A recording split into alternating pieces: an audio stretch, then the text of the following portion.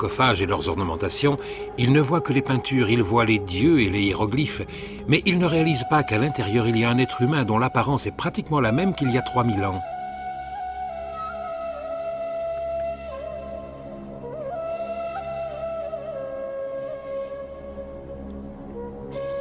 Ce qui est fascinant chez les momies, et je pense que c'est aussi ce qui attire les gens, c'est qu'elles sont reconnaissables.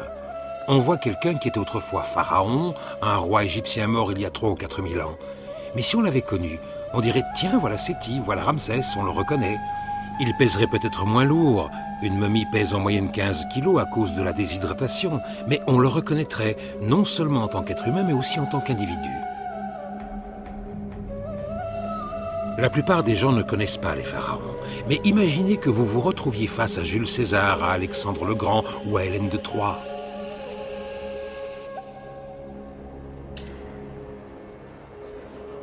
Dans ce coffre repose l'un des plus grands rois que l'Égypte ait connu. Nasri Iskander est conservateur de momies du musée égyptien depuis 20 ans. C'est une autorité importante dans le domaine des momies, surtout pour la collection égyptienne. So everything looks good. Nothing is unusual. Yeah. Oh, it looks Il est magnifique. Le pharaon Ramsès le Grand régna pendant 67 ans. Il avait plus de 80 ans lorsqu'il mourut il y a plus de 3000 ans. Voilà le genre de momification que j'aimerais faire. La momie de Ramsès nous démontre le talent des embaumeurs égyptiens. Ses cheveux ont été teints au henné. Ses ongles ont été peints. Tout cela a été fait pour lui assurer une jeunesse éternelle. Quand je vois ça, je ressens quelque chose à l'intérieur de moi. Je ne peux pas l'expliquer, mais je le ressens et je pense que la plupart des gens ressentent ça. Ce n'est pas un corps ordinaire, non. C'est l'histoire. L'histoire avec un grand H. Cet homme a construit l'Égypte.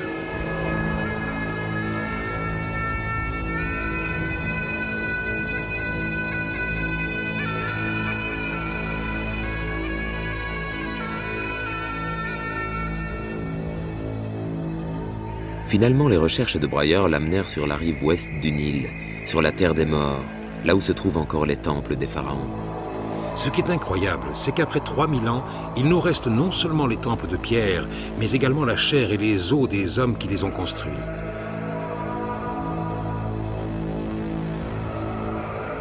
Si le temps n'a que peu d'emprise sur les momies des pharaons, celles-ci craignaient tout de même encore une chose, les pillages. C'est un véritable miracle que nous en ayons retrouvé autant. La plupart des pharaons restés intacts ont été retrouvés dans une cachette secrète de Der el-Bahari. L'endroit est triste et isolé, comme il a toujours été, et c'est probablement la raison pour laquelle les momies royales n'y ont été retrouvées qu'il y a 100 ans. Mais c'est une bonne chose qu'elles aient été découvertes, car elles constituent certainement les plus beaux exemples de travail des maîtres embaumeurs, un bel exemple à suivre pour moi. Vers la fin des années 1870, les habitants du village ont découvert par hasard ce sanctuaire secret de momies royales. Le miracle, c'est qu'ils aient découvert cet endroit. Il est certain que le trou était bouché. Ils ont dû remarquer de l'eau qui coulait le long de la roche et qui disparaissait sous terre, et ils se sont probablement dit qu'il s'agissait d'une tombe. Le service des antiquités du Caire fut prévenu de la découverte d'une tombe contenant non pas 1 ou 2 momies, mais 40. Les inscriptions sur les cercueils et sur les bandelettes révélèrent qu'il s'agissait des pharaons d'Égypte. Ils surent qu'ils avaient découvert Ramsès le Grand, Séti Ier et le grand roi guerrier Thoutmès III. Ils étaient conscients d'avoir découvert certains des plus grands rois égyptiens. En 6 jours, ils ont sorti les cercueils de ce trou et les ont transportés sur la berge ouest du Nil, d'où ils furent embarqués sur le bateau à vapeur du service des antiquités et acheminés vers le Caire. Le long des berges du Nil, les villageoises se lamentaient, comme l'auraient fait les Égyptiennes d'autrefois. Elles pleuraient le départ de leurs anciens rois, mais aussi celui d'un héritage, car elles savaient qu'il resterait au Caire.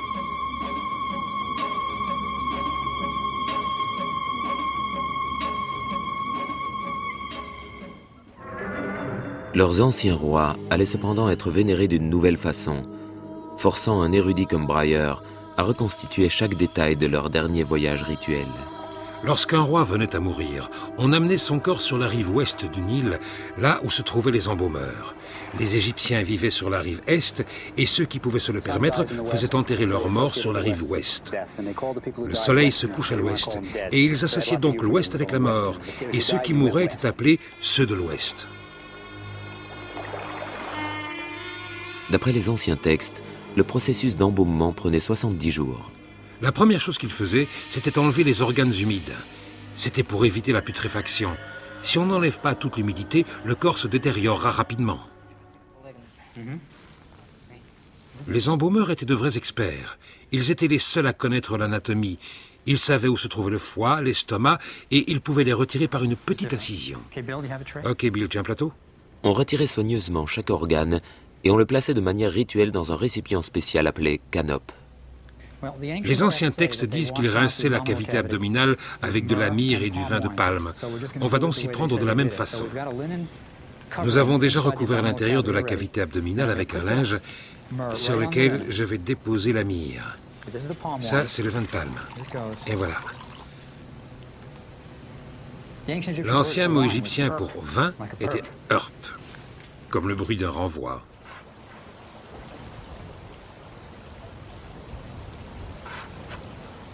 Pour l'étape suivante de la momification, la déshydratation du corps, il faut utiliser une sorte de sel qu'on trouve en Égypte. Autrefois, cet endroit s'appelait le champ de sel, le Wadi Natron. Le natron conserve bien mieux que le sel ordinaire. Il a quelque chose de plus, il contient du bicarbonate de soude. Vous savez, vous en mettez dans votre frigo pour absorber les odeurs. Ça devait être utile pour la momification. C'est un agent conservateur et il élimine aussi les odeurs nauséabondes dégagées par la momification.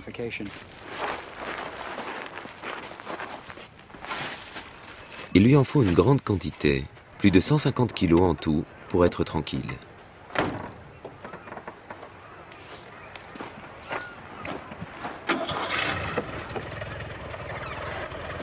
La momie doit être entièrement recouverte.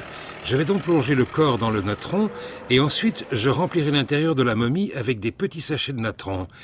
De cette manière, la momie se déshydratera de l'intérieur et de l'extérieur en même temps. On a retrouvé ce même genre de sachet dans la tombe de Toutankhamon. Je vais le déverser ici, d'accord? Et voilà, il faut juste l'étaler. Dans une petite pièce du sous-sol de la faculté de médecine de l'université de Maryland, nous avons reconstitué la tente des embaumeurs de l'époque, en maintenant un taux d'humidité faible, comme l'air du désert. Nous y sommes presque. Tu crois qu'on peut encore en faire 6 ou 7 jarres?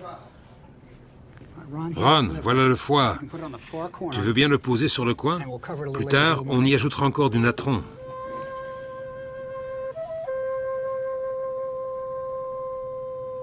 Il faut maintenant attendre 35 jours pour voir si la momification a vraiment réussi. Nous ne sommes pas sûrs que le corps va se déshydrater complètement, ni que le natron sera vraiment efficace.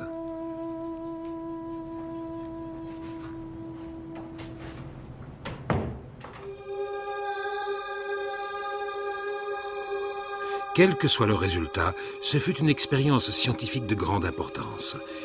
Mais il y a une autre dimension là-dedans. C'est presque défier la mort que d'essayer de préserver cet être humain comme il était de son vivant. Je me demande si les embaumeurs de l'époque ressentaient cela. Ressentaient-ils de la fierté, de l'espoir, de la peur? Je crois que ça va marcher, mais je n'en suis vraiment pas sûr.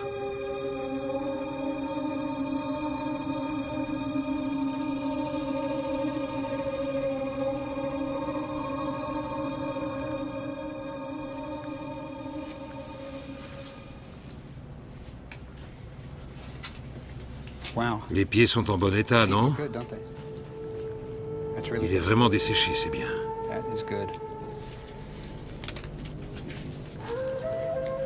C'est bien. Prends la brosse, on va voir où ça en est. Voici les doigts. Ça ressemble plus à une momie que je ne le pensais, parce que je pensais qu'il y aurait plus d'humidité. Je pense que nous nous y prenons de la même façon qu'eux. Nous ne serons jamais sûrs à 100%, mais je pense que c'est comme ça qu'ils faisaient.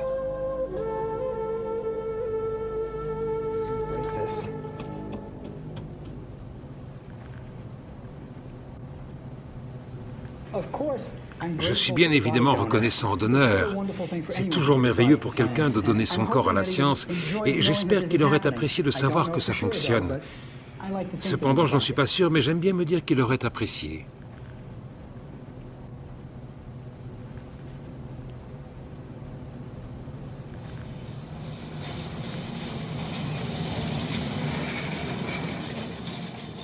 Finalement, nous voulons terminer la momification comme il l'aurait fait jadis, en enduisant le corps d'huile et en l'enveloppant dans du lin.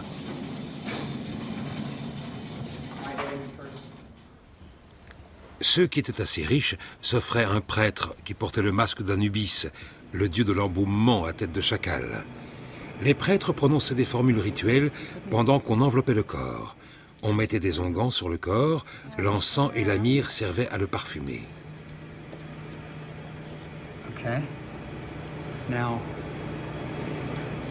Une des amulettes funéraires destinées aux morts était destinée à protéger le cœur. Le seul organe qui lui reste, c'est le cœur. Ceci le protégera et l'empêchera de parler en défaveur de la momie dans l'autre monde. Maintenant, prenons une bandelette magique et vous allez voir qu'il y a une inscription dessus. Ça, c'est la balance qui pèse le cœur et la plume de vérité dans l'autre monde. C'est donc la bandelette appropriée pour cette zone. Les formules magiques n'entrent pas vraiment dans mon cadre d'étude. Je m'intéresse aux techniques de momification. Les gens pensent qu'on devrait faire ça comme il le faut, avec les rituels. Nous avons donc décidé de les respecter scrupuleusement. D'après les papyrus, c'est ce qu'il devrait y avoir dessus. Nous espérons qu'elle ira dans un musée de la médecine. Nous allons régulièrement devoir prélever des échantillons de tissu afin de déterminer les effets du temps, dans quelle mesure la déshydratation continue.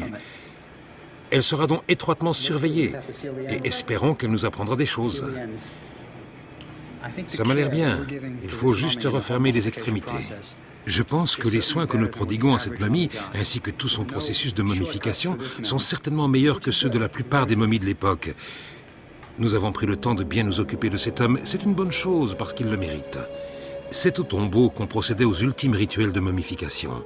Il y avait la cérémonie de l'ouverture de la bouche, où un prêtre se servait d'une sorte d'herminette, un outil ayant une forme étrange pour toucher la bouche de la momie et prononcer les dernières bénédictions pour donner une nouvelle vie à la momie.